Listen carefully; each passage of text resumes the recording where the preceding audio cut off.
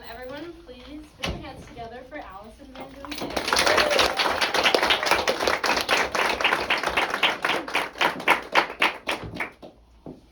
So I would like first to thank you all for coming today. I would like to thank the review board members for coming and for putting their time into this.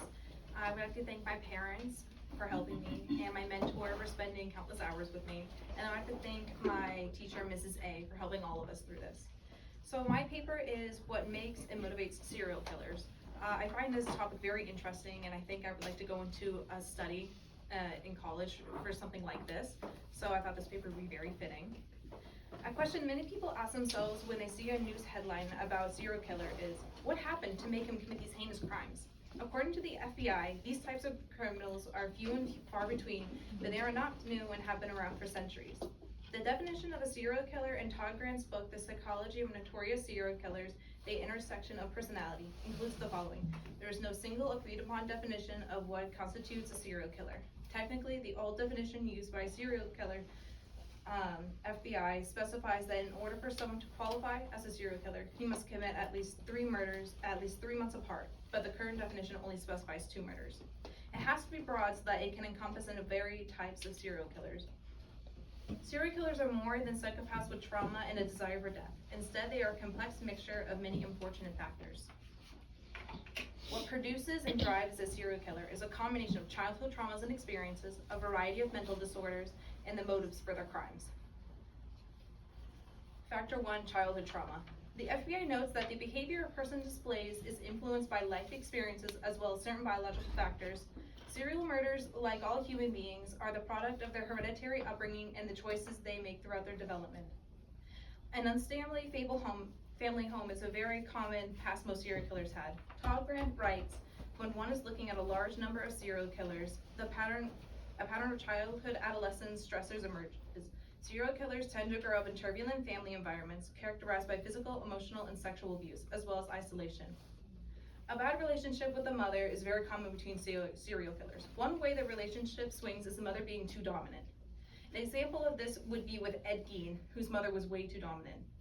His mother was a very religious woman and moved the family to an old, isolated farmhouse to get away from the evils of this world. She was extremely overprotective, and after her death, Ed did not know how to function in this world, and because she was his only female role, he had a skewed view of women. He tried to fill the role his mom left in his life by killing and digging up recently deceased women who looked like her in hopes of recreating their connection and by becoming her. The other type of mother is one who's too uninvolved. An example of an extremely uninvolved mother would be James Bugler. At the age of 13, he started committing petty crimes, which shows how little she cared about him and how little she was in his life. Because of the lack of concern and punishment these mothers gave, it can instill a sense of entitlement in the child. Along with less than standard mothers, a pattern has emerged with certain shared childhood experiences. Sustaining head injuries is found in many serial killers' childhoods.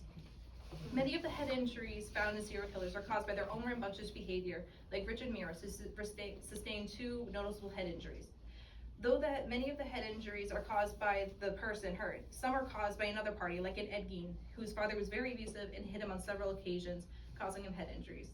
In both cases, the injuries can be a part of what they later become.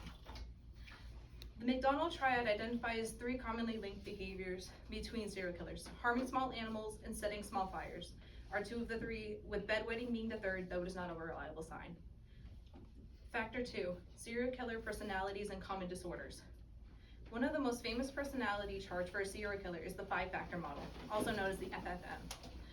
Todd Grant writes, also known as the Big Five, the FFM has a number of advantages over rhetorical theories. It is complex enough to capture nuances like the types we see in serial homicide offenders, but also straightforward enough to be understood relatively quickly. The 5 traits are openness to experience, conscientiousness, extroversion, agreeableness, and neutralism. Openness to experience. High levels tend to be curious, feel emotions intensely, may appreciate art, and low in the tend not to be appreciative of aesthetics and describe their feelings as dry and dull. Conscientiousness. High levels are presented by characteristics of punctualness, productivity, and productivity. The low levels tend to be irresponsible, unproductive, and impulsive. Extroversion. High levels of this tend to be intellectually curious, adventurous, flexible thinkers, invested in theories, and feel emotions intensely, but low levels do not value aesthetics. They value concrete facts over theories and experience emotions as dull. Agreeableness. High levels have characteristics of being trusting, alluring, charismatic, complying with rules, and low agreeableness tends to lead to skepticism, aggressiveness, and critical thinking.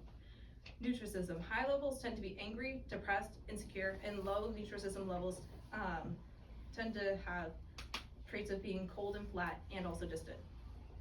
The FFM has serial killer personalities as mid-range to openness to experience, low in conscientiousness, mid to low in extroversion, low agreeableness, and mid-range in neuroticism. Together, these personalities make the acronym OCEAN. Psychopathy. Psychopathy is one of the most common mental disorders tied to serial killers. Todd Grant writes, psychopathy is a personality construct that encompasses a number of characteristics. Like all constructs in personality theory, psychopaths run on a continuum. There's a spectrum, and low levels can be useful in day-to-day life. For some jobs, like neurosurgeons and skydiving, this is called subclinical psychopathy and does not hinder the person in society. Psychopathy has two categories, primary and secondary.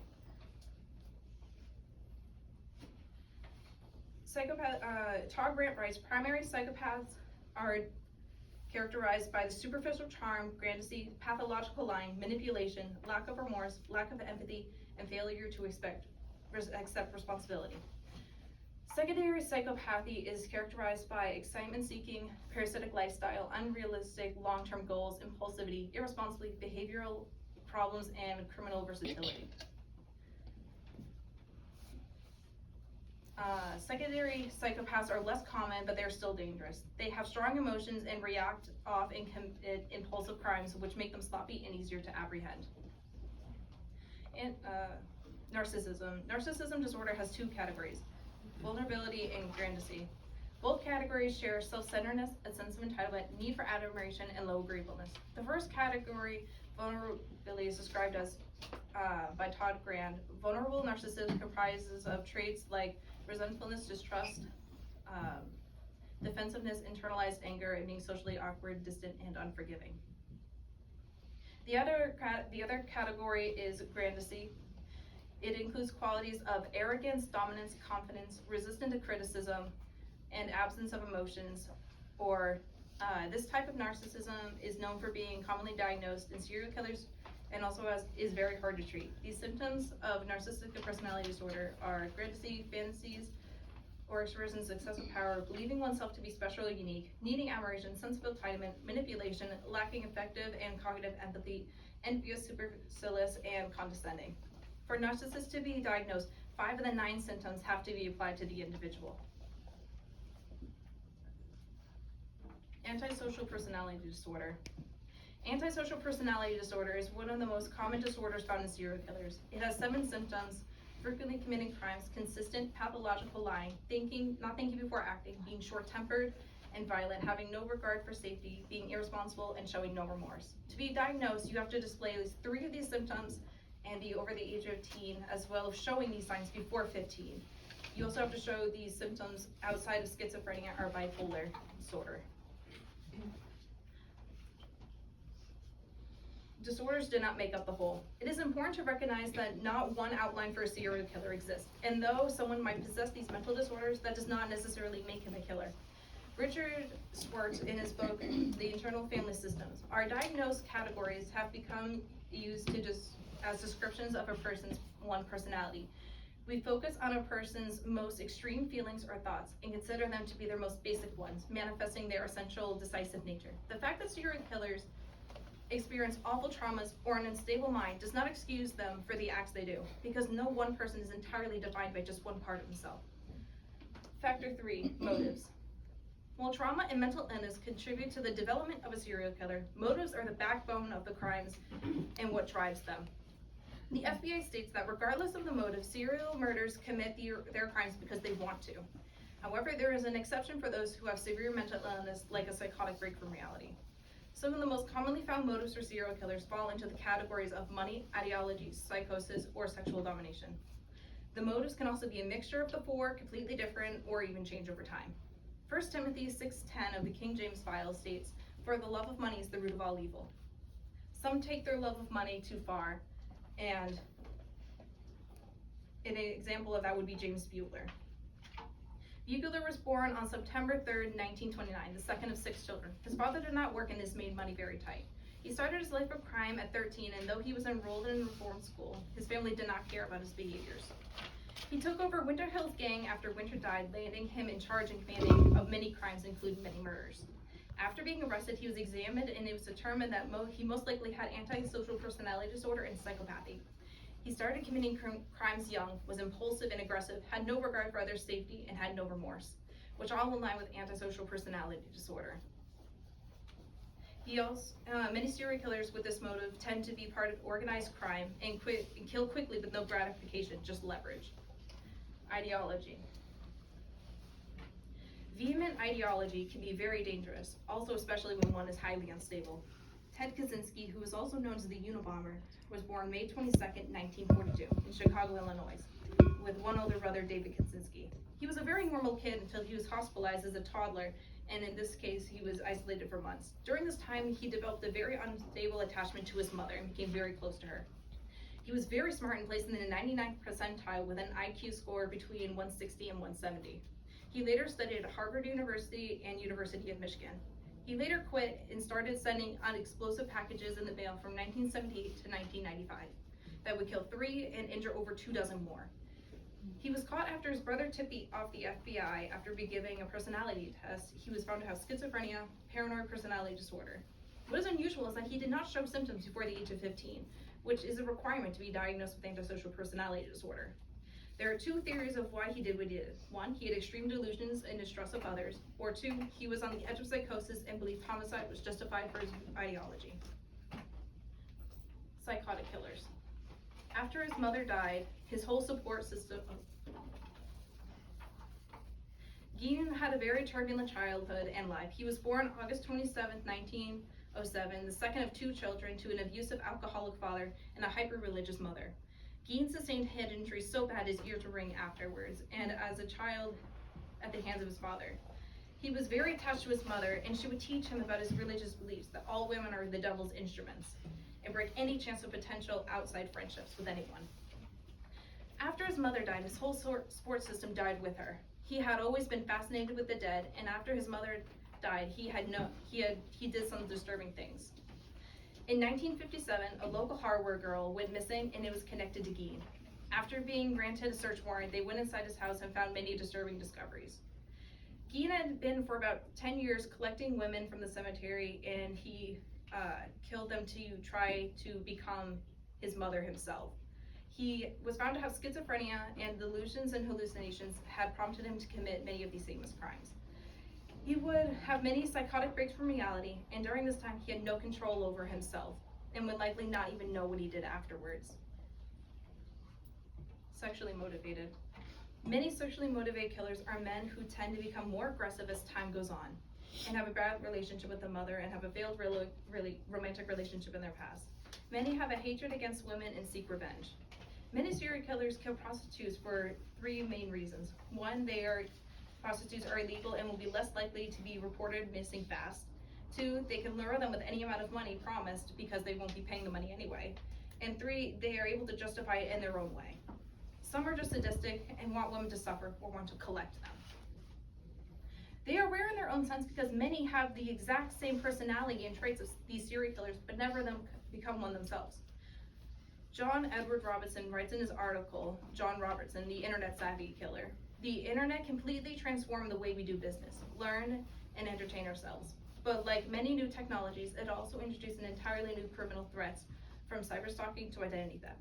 The internet's first serial killer, John Robertson, was a serial killer who killed for financial gain as well as sexual gratification.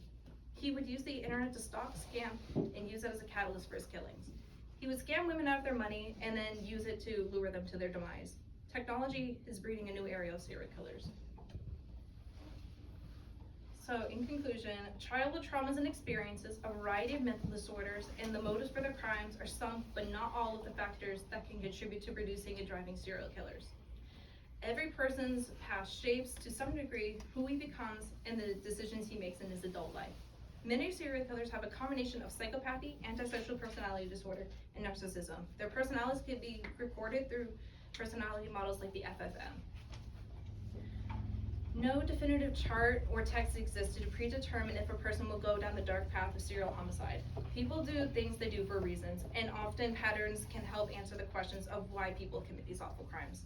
It is important to recognize that while these people have committed horrific atrocities, they are still God's creation. Romans 3:23 says, "For all have sinned and fall short of the glory of God."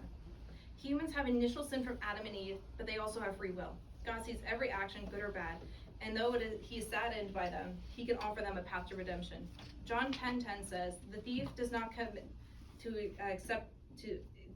except to steal and to kill and destroy. I have come that they may have life, and that they may have it more abundantly."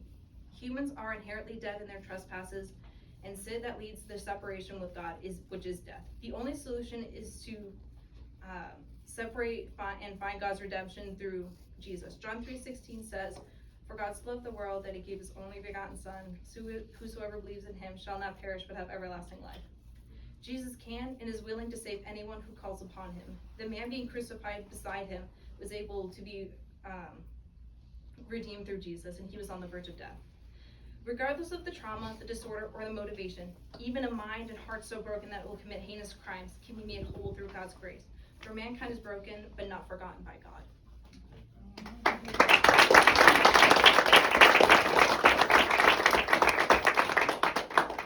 My product is a podcast that me and my mentor did. It's about an hour long, but I have made a commercial to show all of you. And it's about 30 seconds.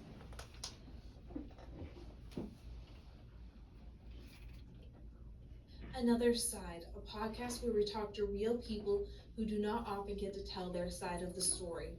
Our newest episode has special guest detective Nathan Bowler.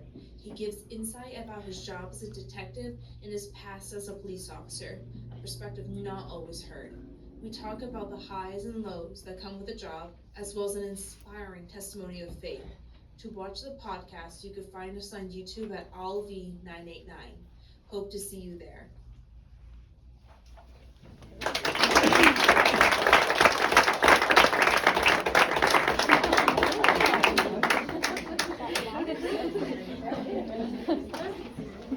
is my product. Are there any questions from the review board? Well, I have to say, I read your paper, and you put an extraordinary amount of work into that paper. Your research, you did a lot of research, and I mean, I thought it was very good. Thank you. So, what do you want to do after high school? So next year, I will be attending Cedarville University in the fall, and I'm planning on studying criminal justice and psychology with hopes of doing something with either the FBI, a police department, or the military. So one of those three. It might change, but that's kind of what I'm thinking for now. On you, right? I was gonna say, I could see that you had an interest in this. I think it's hard to research something that in depth if you don't already have an interest in it as well. So, it was very good. But Thank you. Do you have any questions or any other questions? well, I'll let you. I won't steal the boy. Allison, I wanted to know if you could comment a little bit on, you did this research about the minds of serial killers and all their common characteristics and stuff. Are you looking at this as one day becoming an investigator like your mentor, or doing something that's going to be able to try to help these people learn about the gospel? That's a good question. Honestly, I'm going at it with wherever God wants to lead me. So whichever way, I think in any of the jobs, I think I would be able to help a lot of people and spread the gospel in almost any field I go into with this, because I can always help people, because it leaves a lot of people broken, and I know I can help a lot of people in whatever I do. So I don't have a specific job planned out yet of where I would like to go, but I know that wherever I go, it'll be where God wants me to. So until then, I'll figure it out. Very good. It struck me as I was reading this that you specifically pointed out money as one of the one of the characteristics of some of the killers. I was wondering if you could comment